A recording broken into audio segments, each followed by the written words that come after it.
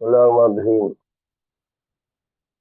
وللجدة السدس لأم كانت أو لأب واحدة كانت أو أكثر إذا كنا ثابتات. جدہ کے لیے چھٹا حصہ ہے. وہ جدہ دادی جو وہ اماں کی طرف سے ہو جس کو ہم نانی کہتے ہیں، اور ابی یا باپ کی طرف سے جس کو ہم دادی کہتے ہیں. جو مرنے والا ہے اس کی نانی بھی ہے، دادی بھی ہے، یا ایک ہے کوئی، اس کو چھٹا حصہ ملے گا میراث کا. وللجدة السدس ام کانت، اب ماں کی طرف سے جدہ ہو اس کو نانی کہتے ہیں، اور ابی یا باپ واحد تن کانت، اکثر ایک ہو یا ایک سے زیادہ، یعنی ایک ہو صرف نانی ہے یا صرف دادی، یا دونوں ہی ہے، نانی بھی ہے دادی بھی. اذا کلنا ثابتات، جب کو جدہ صحیحہ، جدہ صحیحہ اس کو کہتے ہیں جس کے درمیان جد فاسد نہ ہے. اور جد فاسد اس کو کہتے ہیں اس کے اور میت کے درمیان عورت نہ ہو. اگر میت اس کے درمیان کوئی عورت آئی ہوئی ہے، یعنی وہ جد جو ہوتا ہے وہ فاسد ہوتا ہے، اور اس جد کے بعد جو عورت آئے گی وہ جد فاسدہ کہلاتی ہے. بہت آسان اگزامپل ہے، جیسے لالا ہے. لالا جو ہے یہ جد فاسد ہے، کیونکہ لالا جو ہے وہ میت کی طرف عورت کی طرف سے کی وجہ سے منسوب ہے. یعنی جو مرنے والا ہے اس کی ماں کا والد ہے، عورت بیچ میں آ گئی تو جد فاسد. اب اس جد جو ہے یہ جو لالا ہے، اگر لالا کی والدہ ہو مثلا زندہ ہو لالا کی والدہ، ہم اس کو جد فاسدہ کہیں گے. لیکن ماں کی جو ماں ہے یہ جدہ صحیح ہے، جو نانی ہے یہ جدہ صحیح ہے، کیونکہ نانی اور عورت اور میت کے درمیان عورت ہے، وہ جد فاسد نہیں. اس طرح دادی، کیونکہ دادی اور اس کے درمیان باپ ہوتا ہے، اس کو کہتے ہیں ذاکرنا ثابتات. وہ جدات اور جدات صحیحہ، اور جدہ صحیحہ وہ ہوتی ہے کہ میت اس کے درمیان جد فاسد نہ ہو. اور جد فاسد وہ ہوتا ہے کہ میت اور اس کے درمیان عورت ہو. اگر لالا جو ہوتا ہے لالا یہ جد فاسد ہوتا ہے. دادا جو ہے نا وہ جد صحیح ہوتا ہے، کیونکہ لالا باپ کے ذریعے منسوب ہوتا ہے.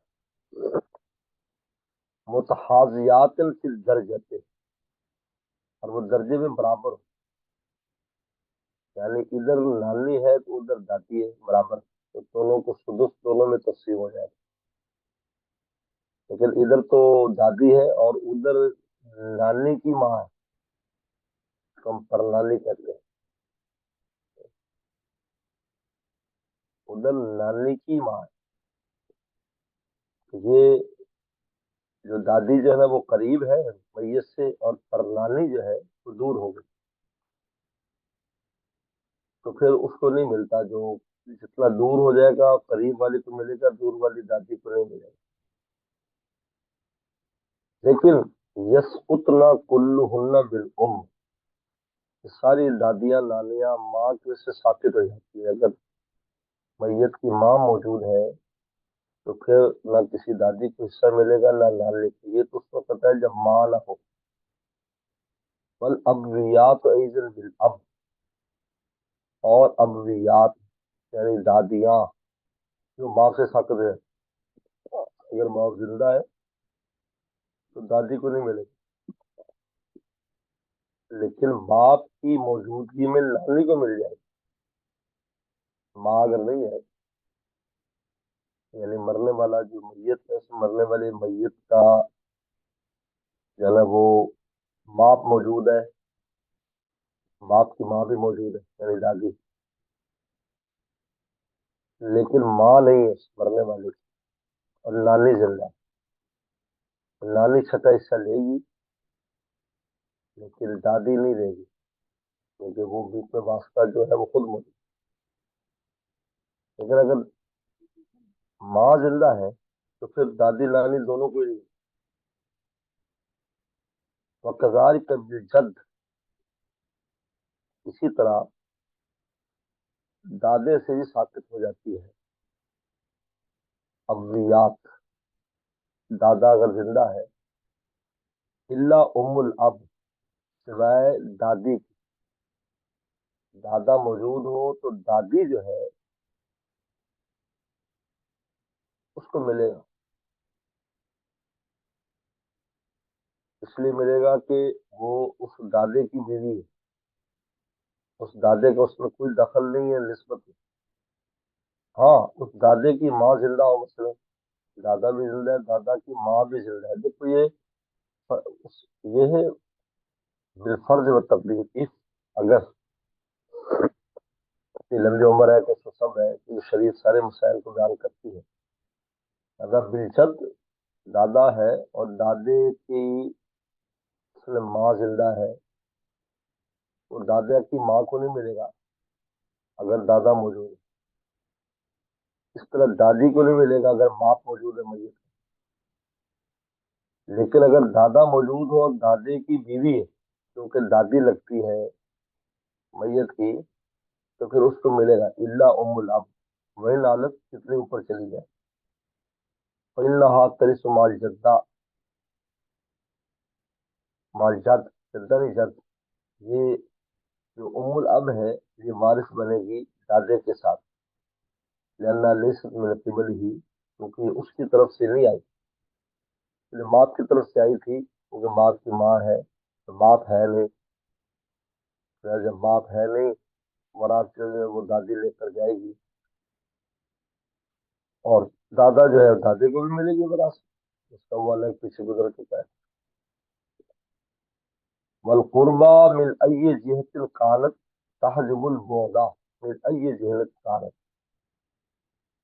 قریب والی جو دادی ہوگی یا نانی ہوگی وہ دور والی کے لیے حاجب بنے گی، تحجب حاجب بنے گی، حاجب بنا اس کو میراث سے محروم کر دے گی، کسی بھی جہت کی ہو، کسی بھی جہت، یعنی ادھر دادی ہے ادھر پرنانی ہے تو دادی لے گی پرنانی کو نہیں ملے گا، اور یا ادھر نانی ادھر پردادی ہے تو نانی لے گی پردادی کو نہیں ملے گا۔ وارث کال قربا محجوبہ، وہ قربا جو ہے وہ خود وارث ہو یا محجوبہ ہو، یعنی وہ جو قریب والی ہے وہ وارث بن رہی، جیسے میں نے ابھی مثالیں دی کہ دادی ہے اور ادھر پرنانی ہے، تو دادی وارث بن رہی کیونکہ اس کا باپ مثلا میت کا باپ بھی نہیں ہے تو وارث بن رہی ہے وہ، اور وہ ادھر پرنانی ہے تو پرنانی کو نہیں ملے گا، یہ دادی لے جائے گی۔ کبھی ایسا ہوتا ہے کہ اس کو نہیں ملتا قریب والی کو، مثلا دادی ہے لیکن باپ بھی زندہ ہے، دادی ہے اور باپ بھی زندہ ہے، اور دوسری طرف پرنانی ہے، یہ دادی جو ہے اگرچہ خود اس کو نہیں مل رہا، اس کو ہم محجوبہ کہتے ہیں کیونکہ اس کا بیٹا زندہ ہے، یعنی دادا بیٹا میت کا باپ زندہ ہے تو اس کا تو بیٹا ہی لگا دادی کا، لیکن یہ اس پرنانے کو بھی نہیں لینے دے گی کیونکہ پرنالی نسبت میں دور ہے اور یہ قریب ہے، اس کو خود اگر سے نہیں مل رہا لیکن اس کو بھی وراثت میں لے دے گی، یہ عجیب ہے۔ لہذا وارثتاً کانت قربا اور محجوبہ، تو وہ قریب والی دادی نانی جو ہے وہ خود وارث بنے یا محجوب ہو، یعنی خود بھی محروم ہے، اس کو لینے دے گی۔ یہ تو یہاں تک ایک مسئلہ سامنے آ گیا۔ اب اگلا بڑا دلچسپ مسئلہ ہے کہ دادی نانیاں ہیں، دادیاں نانیاں ہیں، مسئلہ دو ہے، لیکن ان میں ایک ایسی ہے جو میت کے باپ اور ماں اوپر جا کر دونوں کا اس کا تعلق،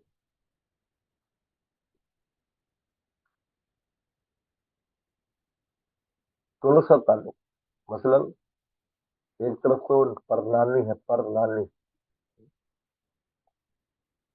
पर एक दो परदादी है और एक तरफ परनानी है, लेकिन उनमें एक ऐसी है जो रिश्ते के एतबार से वो माँ और बाप दोनों से उसका ताल्लुक है। मसलन जाकत जद्दा ज़ात कराबत वाहिदा, एक जद्दा तो वो है जिसकी एक कराबत है, जैसे उम्मे, उम्मिल अब, बाप की माँ की माँ, यानी दादी की माँ। ये होता है जब बीच में कोई भी नहीं है यानी उसकी दादी बहुत हो चुकी है, अब्बा भी बहुत हो चुका है, दादी की माँ जिंदा। वनुखरा ज़ात कराबत अक्सर, अब दूसरी वाली की दो रिश्तेदारी है, का उम्मे, उम्मिल अब, उम्मे, उम्मिल अब, पर नानी, वह अइजन उम्मो अबिल अब, और वो दादे की भी माँ है, यानी मैयत का जो दादा है वो उसकी भी माँ है, और इस तरफ वो नानी जो है, नानी की भी माँ है। ऐसा रिश्ता बन जाता है, हो जाता है। यानी मतलब उसके दो बेटे, उसके दो बच्चे थे, एक बेटा था और एक बेटी थी। अब उसके बाद क्या हुआ कि वो जो बेटी थी उसकी आगे बेटी हुई, ठीक है, और वो जो बेटा था उसकी आगे बेटा हुआ। अब इनके आपस में शादी हुई, आपको मालूम है कि शादी हो जाएगी इसलिए कि वो जो कजन लगे, जो भाई बहन जो है उनके आगे लिखी औलाद जो थी, उनकी क्या हुआ कि उनकी आपस में शादी हो गई। शादी होने के बाद अब इनके आगे फिर बच्चे पैदा हो रहे हैं, और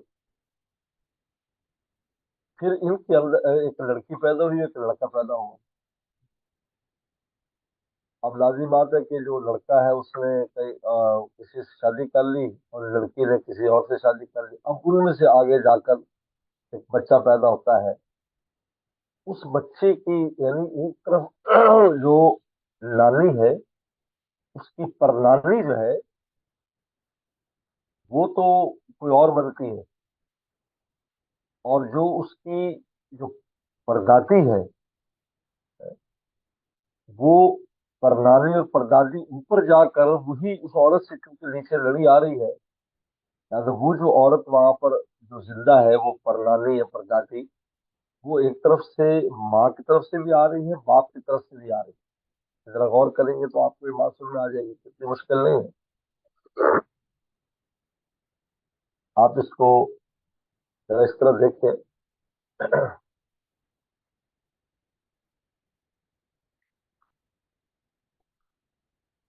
यानी एक औरत है, उसके दो बच्चे पैदा हुए, एक बेटा एक बेटी। अब उस बेटे का जो बेटा था वो उसने बेटी से उसकी शादी करा दी या हो गई, ठीक है। अब जब शादी हो गई तो अब उनमें से एक बच्चा पैदा हुआ। अब ये जो बच्चा पैदा हुआ है, ये जो बच्चा पैदा हुआ है, अब ये बच्चा, ये इसकी क्या लगती है, ये जो औरत ऊपर वाली जो औरत है वो उसकी दादी भी लगती है, उसकी नानी भी लगती है बच्चे, ठीक है।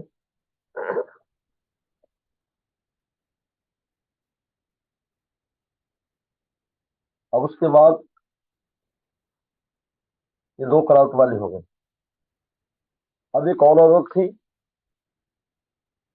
उसने क्या किया कि उसने अपनी बेटी की शादी पहली वाली जो औरत थी उसके बेटे से कराई।